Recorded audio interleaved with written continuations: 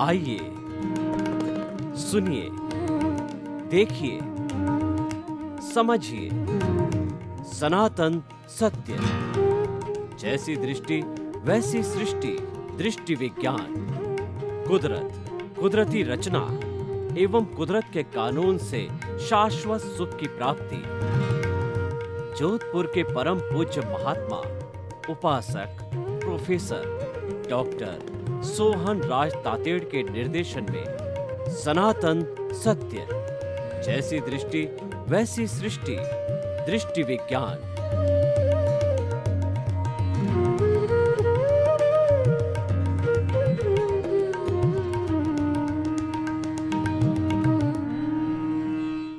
भाइयों और बहनों, मातृशक्ति को नमन। आज का सुंदर विषय जो है वह ये है कि बाल, पंडित और समाधि मरण। मरण का अर्थ ये होता है शरीर समाप्त हो जाना। मरता कौन है? आत्मा मरती है? नहीं मरती। मरता शरीर है और आत्मा तो अजर, अमर और अविनाशी है। और वास्तव के अंदर तो शरीर भी बेचारा जड़ है, उसको तो जला दिया जाता है। लेकिन जो मृत और जो कहना चाहिए लाइव और एलाइव है, वह है हमारा मिश्र चेतन, हमारा अज्ञान है। ये अज्ञान है, यही मारता है और जिलाता है शरीर को, और बेचारे शरीर को बार बार भोगना पड़ता है। वह इतना सूक्ष्म है। हमारा जो अज्ञान कहिए, राग द्वेष कहिए, कार्मण शरीर कहिए, इतना सूक्ष्म है। इस कारण ये पावरफुल है, और पावरफुल होने के कारण वो जैसे जैसे भाव डाल करके नया नया जो है शरीर धारण करता, क्योंकि उसके द्वारा उसको इफेक्ट बनता है। तो देखिए, बाल मरण यानी आदमी आयुष्य, यहाँ मरण को हम आयुष्य कहते हैं कि व्यक्ति को बाल आयुष्य कहिए या बाल मृत्यु जो है कैसे मिलती। तो सबसे पहले हमें समझना पड़ेगा कि बाल किसे कहते हैं। हमको अज्ञान, ज्ञान और विज्ञान, तीन श्रेणियां करनी पड़ेगी। और उसके साथ साथ में ये कब आता है, वो हमारी चेतना के तीन स्तर, तीन कैटेगरी। चेतना वही है, लेकिन उसकी कैटेगरी बनानी पड़ेगी, उसका स्तर बनाना पड़ेगा, लेवल बनाना पड़ेगा। बहिरात्मा कहिए या स्वार्थ की चेतना कहिए, अंतरात्मा कहिए या परार्थ की चेतना कहिए, और परमात्मा कहिए, या जो है वो जो है कहना चाहिए परमार्थ की चेतना कहिए। स्वार्थ की चेतना, परार्थ की चेतना, परमार्थ की चेतना, और इधर जो है वो हमारा बहिरात्मा, अंतरात्मा और परमात्मा। बहिरात्मा को जीवात्मा भी कहते हैं। तो देखिए कि ये मरण है ना, इनको जोड़ना पड़ेगा इस चेतना के स्तर से। तो जो बहिरात्मा होता है वह जो स्वार्थ की चेतना से प्रेरित होता है। स्वार्थ भी बुरा नहीं है, आपके शरीर है, आपके परिवार है, तो आपको स्वार्थ रखना पड़ेगा, आपको कमाना पड़ेगा, क्योंकि रोटी, कपड़ा, मकान, शिक्षा, चिकित्सा ये आपकी आवश्यकता है। बाल बच्चों का भरण पोषण करना यह नैतिकता है। और जब आप गृहस्थी हो, कभी अतिथि भी आ सकता है, अतिथि देवो भव है, उसकी भी जो है सेवा शुश्रूषा आपको करनी पड़ेगी, उसकी आवा भगत आपको करनी पड़ेगी। आपके देश है, समाज है, राष्ट्र है, और आपके चार तरह के ऋण हैं: देव ऋण, गुरु ऋण, पितृ ऋण, समाज ऋण। ये भी उतारने पड़ेंगे। तो गृहस्थी पे सब चीज़ें लागू होती है, ये सन्यासी पे लागू नहीं होती है। देखिए, गृहस्थी और सन्यासी में क्या अंतर होता है कि गृहस्थी के मकान होता है, सन्यासी के मकान नहीं होता। गृहस्थी के रसोई होती है और सन्यासी की रसोई नहीं होती है, वह तो भिक्षा मांग कर खाता है। और सन्यासी तो है आज किसी के मकान में, परसों किसी के मकान में, किसी संस्था के मकान में, किसी उपाश्रम में, रामद्वारे में, वह वहाँ पे रुकता रहता है, क्योंकि साधु तो रमता भला, और जो है वो जो पानी जो है चलता भला और साधु रमता भला। अगर साधु रमता न रहे, चलता नहीं रहे, एक जगह ठहर गया तो उसमें राग द्वेष ग्रस्त की तरह पैदा हो जाएगा। वो चलता रहेगा तो राग द्वेष पैदा नहीं होगा। उसी तरीके से पानी देखिए, आप झरना बहता रहता है, पानी पवित्र होता है, नदी बहती रहती है, पानी पवित्र होता है, लेकिन तालाब का पानी स्टेगनेंट होता है, एक जगह स्थिर रहता है, इसीलिए वो गंदा हो जाता है। तो इसीलिए हम बात कर रहे थे जीवात्मा की, बहिरात्मा की, स्वार्थ की चेतना की। तो उसका जो दायरा क्या होता है, पंचेंद्रिय सुख का दायरा होता है। बहुत से लोग क्या होते हैं कि वो जीवात्मा के रूप में जन्म लेते हैं, बहिरात्मा के रूप में जन्म लेते हैं, स्वार्थ की चेतना में जन्म लेते हैं, और उसी में ही सारा जीवन गंवा देते हैं। मैं और मेरा के दायरे से बाहर नहीं आते हैं। मेरा घर, मेरा परिवार, मेरी धन, मेरी दौलत, मेरे बाल, मेरे बच्चे, मैं इतना बड़ा, मैं लेखक, मैं धनवान, मैं कुबेरपति, और सब मैं मेरा के संसार के अंदर पूरा जीवन है वो पूरा कर देते हैं। तो ऐसे लोग जब मृत्यु को प्राप्त होते हैं तो वह बाल मरण कहा जाता है। बाल मरण का मतलब अज्ञानी का मरण होता है। जीवात्मा अज्ञानी होता है, और वो क्योंकि वो कर्ता भाव में जीता है, वह ऑनरशिप डूअरशिप में जीता है। कर्ता भाव के कारण जो है वह जीवात्मा बहिरात्मा है, इस कारण वो अज्ञानी है, और अज्ञानी होने के कारण उसका बाल मरण है, उसका नॉर्मल मरण है कि उसने जो है और नए भाव डाले, नई कॉजल बॉडी बढ़ाई और नया शरीर धारण किया, और ये जन्म जन्मांतर से यही प्रक्रिया चलती रहती है। नॉर्मल व्यक्ति की प्रक्रिया यही चलती रहती है। अब देखिए, उसके बाद में हम अज्ञान से हम ज्ञान में आते हैं। हम जो बहिरात्मा से अंतरात्मा के अंदर आते हैं, हम बाल मरण से पंडित मरण पे आते हैं, सेकंड स्टेज पर आते हैं। तो ये सब चीज़ें एक से जुड़ी हुई रहती है कि जो कोई भी बहिरात्मा है उसका भाग्योदय होता है, उसका पुण्योदय होता है। तो पुण्योदय के प्रभाव से उसको ज्ञानी पुरुष मिलते हैं, उसको सद्गुरु मिलता है, और सद्गुरु उसको सनातन सत्य देते हैं, कुदरती रचना और कुदरत का कानून बता करके सार्वभौम सत्य, ultimate reality of the word बताते हैं, जो वो इटर्नल बातें बताते हैं, और बता करके उसके ज्ञान को विकसित करते हैं। जो ज्ञानी पुरुष होते हैं, सद्गुरु होते हैं, उनमें अतिशय होता है, उनकी कृपा होती है, वो करुणाशील होते हैं, उनके अंदर पावर होती है, उनमें जो करुणा का रस होता है वो अपने अतिशय से हमारे अनंतानुबंधी कषाय रूपी जहर की थैली को फेंक मार देता है या भस्मीभूत कर देता है। जैसे कि एक सर्जन जो है किसी गांठ को निकाल करके बाहर डाल देता, चाहे कैंसर की गैर जो है वो गांठ भी हो सकती है प्राइमरी स्टेज से, तो उस थैली को बाहर निकाल के फेंक देता है। वो हमारा तो पुण्योदय होता है, हमारा उपादान होता है, और निमित्त रूप में हमको सद्गुरु या ज्ञानी पुरुष मिल जाता है।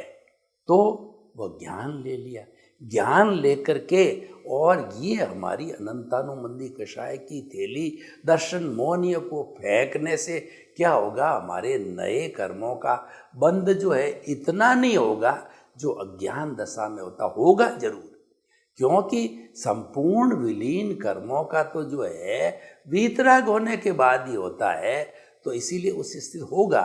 लेकिन देखिए, दर्शन मोहनीय की 4 अवस्थाएं हैं। पहला अनंतानुबंधी है, वो कैसी है, वो जो है पत्थर पे लकीर बनाने के समान, कितना चीजलिंग कठोर करना पड़ेगा जब पत्थर पे लकीर बनती है, कठोर जो है वो अनंतानुबंधी क्रोध, मान, माया, लोभ, ऐसा क्रोध चंडाल का क्रोध, अहंकार इतना कि राजा रावण जितना अहंकार, छल कपट माया जो है इतनी कि वह दुनिया को इधर से उधर कर दे, लोभ इतना कि वह घर भरता जाए भरता जाए भरता जाए। ये सारी अनंतानुबंधी कषाय की गांठ होती है। तो उसको भस्मीभूत करने से पीछे क्या बचता है? अप्रत्याख्यानी। जो अप्रत्याख्यानी होती है वह एक सॉफ्ट लकड़ी के अंदर लकीर खींचने के बराबर। वो तो थोड़ी चीज़ें चलाई, लकीर बनी और साथ में मिट भी गई। और तीसरा होता है प्रत्याख्यानी। तो वो क्या होता है कि बालू रेत के अंदर लकीर खींचने के समान, यानी कि हवा आई और वह लकीर मिट गई। और संजलन होती है वो पानी पर रेखा खींचने के समान, नहीं के बराबर। आपको यानी क्रोध अहंकार माया लोभ से जुड़ी हुई है, वो आया और संजलन अवस्था है, आया बाहर प्रकट नहीं हुआ। प्रत्याख्यानी अवस्था है तो वो तुरंत जो ही प्रकट हुआ, जो ही उसके ज्ञान ने, उसकी प्रज्ञा ने उसको जाकर, अरे क्या कर रहे हो, तुम तो ज्ञानी हो, तुमको ऐसा नहीं करना है। वो तुरंत संभल जाता है और वो पीछे हट जाता है, वो प्रायश्चित करता है, प्रतिक्रमण करता है और करेक्शन देकर उसको ठीक कर लेता है। ये है हमारा जो प्रत्याख्यानी और अप्रत्याख्यानी, हमने सब बताया आपको। तो इस तरीके से जो है ये सारा पीछे नहीं के बराबर, यानी वो इतना डाइल्यूट होता है कि एज गुड एज डिस्चार्ज के समान रहता है। तो ये सारा जो हमको वह ज्ञानी पुरुष या सद्गुरु है, कर्ता भाव से अंतरात्मा पद पर बिठा देता है। पद परिवर्तन करता है। पद परिवर्तन करते ही वो हमको तीन जो है बड़े उपक्रम देता है। एक तो क्या है कि हमारे को प्रीति करा देता है कि 100% वो आत्मपद पर ऐसा बिठाता है कि तुम 24 आवर्स जीवन भर ये चिंतन करना कि मैं तो मन वचन काया से मुक्त ऐसा शुद्ध आत्मा हूँ। ये घूंटी पिला देता है, ये ज्ञान दे देता है। और दूसरा देता है जागृति, यानी उसको रियल पुरुषार्थ कहते हैं, उसको दृष्टि विज्ञान कहा जाता है, उसको ज्ञाता दृष्टा कहा जाता है। ये एक ऐसा जंक्शन पॉइंट है जो कि बाल मरण नीचे रहता है, पंडित मरण पे हम चल रहे हैं। और ये अवस्था हमको समाधि मरण यानी हमको परमात्मा बनाने की स्थिति है। हम मिडिल पॉइंट जंक्शन पॉइंट पर आ गए हैं जहाँ से हमारा सुधार होता है। और जो जंक्शन पॉइंट बड़ा उपयोगी होता है। आपने ट्रेन के अंदर देखा होगा कि बहुत से स्थानों पर, जैसे कि कहा जाता है कि जोधपुर जो है जंक्शन, इसका अर्थ है जोधपुर में एक लाइन जैसलमेर को जाती है, एक लाइन जयपुर साइड में जाती है, एक लाइन अहमदाबाद में जाती है। ये जंक्शन पॉइंट, वो जंक्शन पॉइंट का बहुत बड़ा इम्पोर्टेंस रहता है कि एक तो ज्ञानी, एक जो है अज्ञानी और एक है तीसरा विज्ञानी। ये तीनों उस जंक्शन पॉइंट के ऊपर अपनी अपनी पटरी को पकड़ते हैं, अपनी अपनी दिशा को बदलते हैं। इसीलिए हम कहते हैं इसको दृष्टि विज्ञान। इसको दृष्टि विज्ञान क्यों कहा जाता है कि ये तीन दृष्टियां सामने आ जाती है। कि सबसे बड़ी दृष्टि ये मिल जाती है कि आप जो है नीचे जो हमने आपको बताया कि ये पंडित बाल मरण है, यानी जो कुछ भी मन वचन काया जो मोड चल रहा है, ये भुगतान का मोड, जो कि मन वचन काया तथा उससे जुड़ी हुई हर अवस्था मात्र कुदरती रचनाएं व्यवस्थित है, वो ऑटो मोड से चल रही है। वो तो लेके आएगा, चलती रहेगी, आपको कोई स्वतंत्रता नहीं उसमें परिवर्तन करने की। तो इसको चलते रहने दो। तो बाल मरण कहिए, चाहे बहिरात्मा कहिए, चाहे आप भुगतान कहिए, चाहे स्वार्थ की चेतना कहिए, इसको मात्र ज्ञाता दृष्टा रूप में देखना जानना कि सोहन राज रूपी मन वचन काया का पुतला मन से क्या सोच रहा है, वचन से क्या बोल रहा है, काया से क्या क्या कर्म कर रहे हैं, और वो जो उसका भुगतान चल रहा है उसके साथ तन्मयाकार नहीं होना, उसके साथ जुड़ना नहीं है, उसके साथ में अलग रहना, उससे मुक्त रहना, मन वचन काया से मुक्त, ऐसा मैं शुद्ध आत्मा हूँ। तो इस तरीके से जो है ये हमारा ज्ञाता दृष्टा, क्योंकि दृष्टि बदल गई तो दृष्टि विज्ञान बोल दिया इसको। जैसी दृष्टि वैसी सृष्टि हो जाती है, और जैसा नज़र बदल दोगे नजरिया बदल जाएगा, दिशा बदल दोगे दशा बदल जाएगी। ये सारा दृष्टि विज्ञान जंक्शन पॉइंट पे होता है। तो आत्मपद पर हम बैठ गए और प्रज्ञा हमको प्राप्त हो गई, 5 आज्ञा रूपी हमको सुरक्षा कवच प्राप्त मिल गया, और हमको जो समता भाव मिल गया, हमको संवर मिल गया, सब सारी इतनी पॉजिटिव चीज़ें हमको मिल गई कि तुम विकास करो। विकास क्या करना है कि प्रीति तुम्हारे में बिठा देती है। 24 आवर्स एक ही जैसे दिए की लौ जलती है, आप उस लौ को जागृति को बनाए रखो कि मन वचन काया से मुक्त, ऐसा मैं शुद्ध आत्मा हूँ। ये जागृति बढ़ती जाएगी, बढ़ती जाएगी, बढ़ती जाएगी। बढ़ते बढ़ते साथ में जो 2% अनुभव, 15% जागृति के साथ 2%, 13% का डिफरेंस है। आपने 14% जागृति किया, 3% अनुभव बढ़ा, 15 किया, उधर 4 हुआ, 16 किया, उधर 5 हुआ। तो ये बढ़ते बढ़ते जो जागृति आप 100% पे जाएगी, तो ये 360 डिग्री का जो अनुभव है वह आपको अंतिम पुरुषार्थ है, वह केवल दर्शन की प्राप्ति करा लेगा। और वो केवल दर्शन इसी शरीर में होता है, औदारिक शरीर में होता है, बाकी किसी भी शरीर में नहीं होता है। पहले जो है ज्ञान लेना जरूरी है, पहले आत्मपद पर बैठना जरूरी है, तभी इसका विकास होता है। कर्ता पद पर इसका विकास नहीं होता है।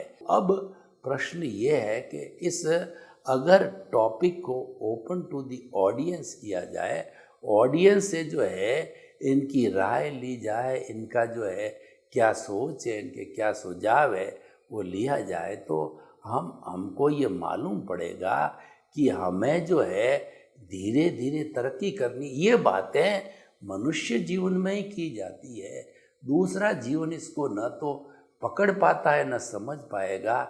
एक कहावत है कि भैंस के आगे बीन बजाना, तो भैंस के आगे जाके आप बीन बजाते रहो तो क्या होना है, कोई अर्थ नहीं है, यूजलेस है, वेस्टफुल है। और यही ज्ञान की बात आप मनुष्य के साथ में करो तो नाणस्य सार माया रो, ज्ञान का सार आचार है।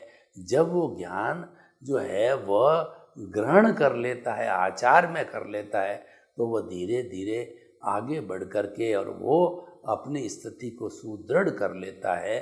तो इस तरीके से अगर हम प्रीति जागृति अनुभव में हर वक्त बने रहते हैं, तो ये बात निश्चित है कि आने वाले समय के अंदर हमको मनुष्य गति मिले और मुक्ति भी मिल जावे, क्योंकि दूसरी गति की हमें जो उसमें गति होगी नहीं, क्योंकि हम सही दिशा पर चल रहे हैं।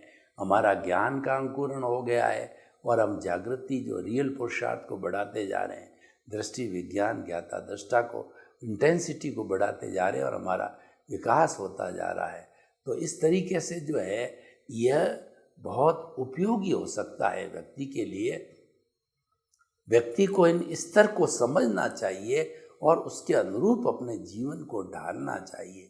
देखिए कि मनुष्य जीवन में व्यक्ति चाहे जैसा वो टारगेट बना सकता है और चाहे जितनी वो तरक्की कर सकता है, क्योंकि दूसरा कर नहीं सकता। और दूसरा जो मुक्ति की या शाश्वत सुख को प्राप्त करने वाला केवल मनुष्य ही है। पर क्वेश्चन ये है कि हमारी दिशा किधर है, हमारी दिशा मनोरंजन में है या आत्मरंजन में। अगर मनुष्य ने अपनी दिशा को मनोरंजन में 5 इंद्रियों के सुख तक ही सीमित रखा हुआ है, तो वही बाल मरण तक रहती है सीमित। लेकिन जो ही वो विकास करता है तो फिर पंडित मरण और समाधि मरण को जाता है। तो इस तरीके से समाधि को प्राप्त करना यानी समाधि मरण है, और वो समाधि कब प्राप्त हो जाएगी, जबकि हम जो हमारी कॉजल बॉडी लिंग शरीर है उसको धीरे धीरे धुलाई करते रहेंगे, उस अज्ञान को धोते रहेंगे।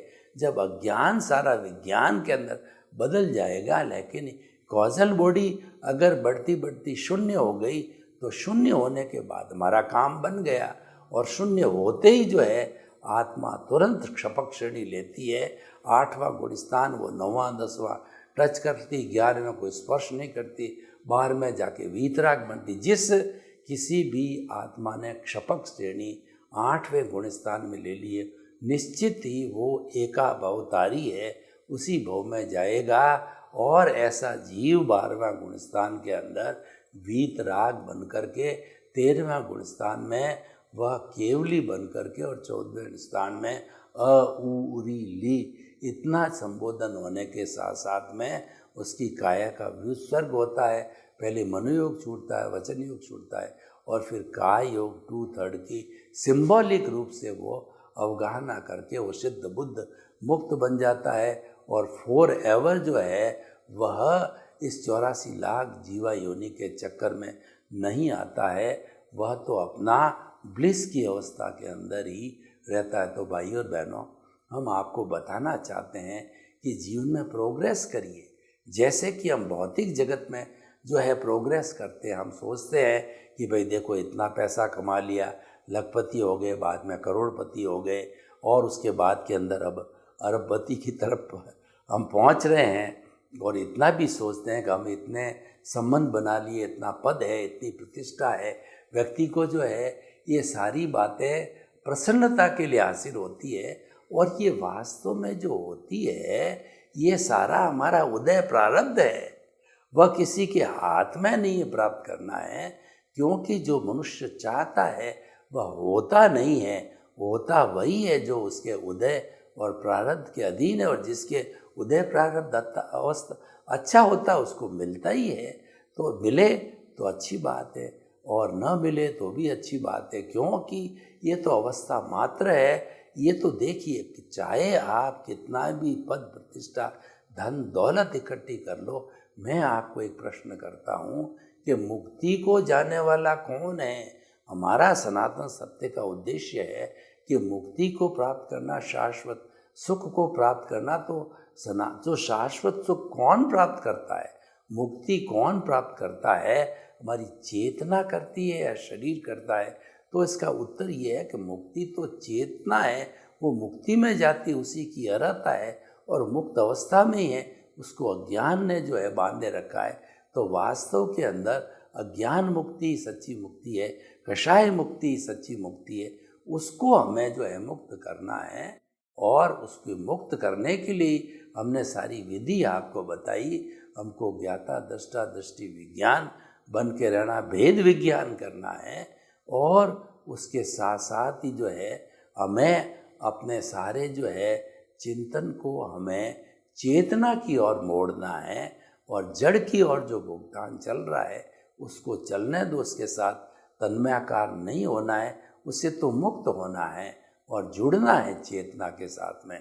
तो कुल मिलाकर के हमारी प्रोग्रेस जीवन में, अल्टीमेट प्रोग्रेस की बात करें तो वो चेतना से जुड़ने से ही होगा। हरि अनंत, हरि कथा अनंत, यानी जो भीतर प्रभु है, उस प्रभु की जो है हम जितनी जितनी कथा करते रहेंगे, प्रभु के जो है भजन करना, प्रभु की जो है क्या है कि सेवा करना, प्रभु से आशीर्वाद लेना, प्रभु की सनिधि के अंदर रहना, प्रभु से प्रश्नोत्तरी करना, और सब कुछ प्रभु के विकास की बात करना, इतना करते रहेंगे तो निश्चित तौर पे हम प्रभुमय हो जाएंगे। और प्रभु की आपने जो ही बात की कि मैं तो चेतना से जुड़ गया या जुड़ रहा हूँ, यानी आप ज्ञाता दृष्टा स्तर पर आ गए। आप दृष्टि विज्ञान किया, भेद विज्ञान चालू करते ही क्या रिएक्शन होता है वो मैं आपको बताता हूँ उदाहरण के जरिए।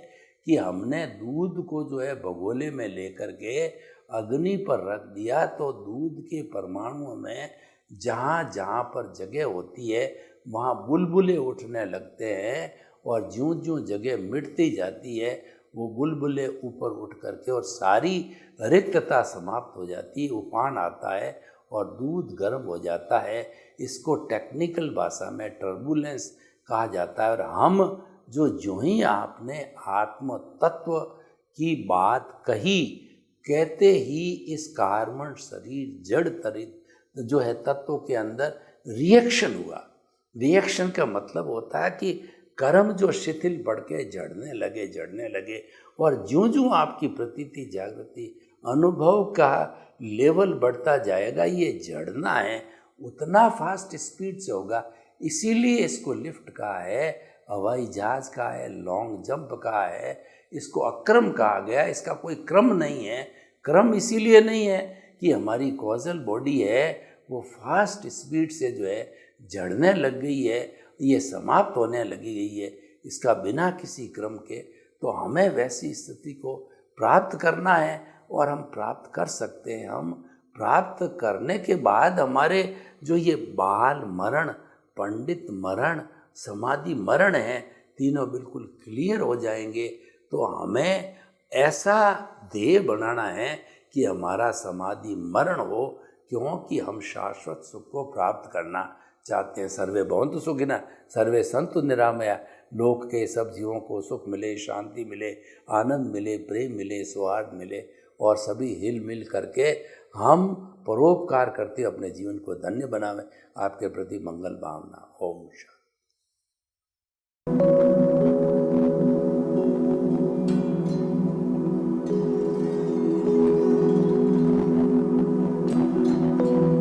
एक ऐसा अंतर्राष्ट्रीय ख्याति प्राप्त मानव जो गुरु प्रेरणा से पिछले 20 वर्षों से वानप्रस्थ जीवन जीते हुए 24 घंटे मानवता की सेवा में संलग्न है। एक ऐसा मानव जो अभी राष्ट्रीय, अंतर्राष्ट्रीय टीवी चैनलों पर 7,500 एपिसोड के माध्यम से सनातन सत्य, आत्मविज्ञान एवं पुनरुत्थान, व्यवहार एवं निश्चय जगत के जीवनोपयोगी विषयों पर हृदय स्पर्शी प्रवचन कर चुका है। उस मानव का नाम है महात्मा उपासक प्रोफेसर डॉक्टर सोहन राज तातेड़।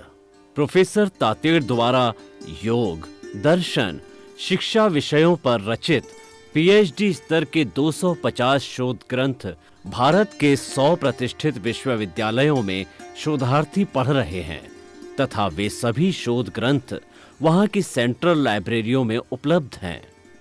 महात्मा सोहन राज ने अभी तक हजारों स्कूलों, कॉलेजों, विश्वविद्यालयों एवं संस्थाओं में सेमिनार, वर्कशॉप, कैंप लगाकर लाखों विद्यार्थियों को योग, दर्शन, शिक्षा का प्रशिक्षण देकर उन्हें सुसंस्कारित किया। डॉक्टर तातेड़ ने भारतीय संस्कृति उत्थान के 4000 से अधिक समसामयिक विषयों पर आर्टिकल लिखकर ऑनलाइन जर्नल, पत्रिकाओं, वेबसाइट्स पर प्रकाशित किया, जिसका उपयोग लाखों पाठक कर रहे हैं। उपासक तातेड़ के 5000 से अधिक आज का सुविचार, आज का शुभ संदेश, आज का मंगल भावना योग आदि चिंतन websites, Twitter, blogger, Facebook, YouTube माध्यमों से लाखों लोग अपना जीवन निर्माण कर रहे हैं।